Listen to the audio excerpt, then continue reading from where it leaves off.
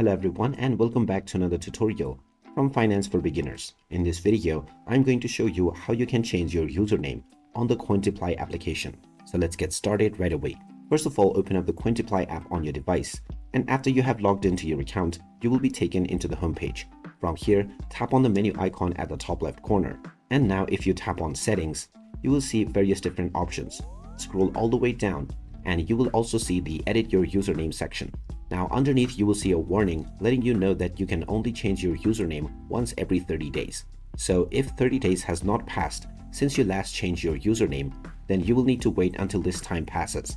If 30 days has already passed, then you are allowed to change your username right away. Just type in your preferred username and then tap on the update button. And now your changes will be applied right away.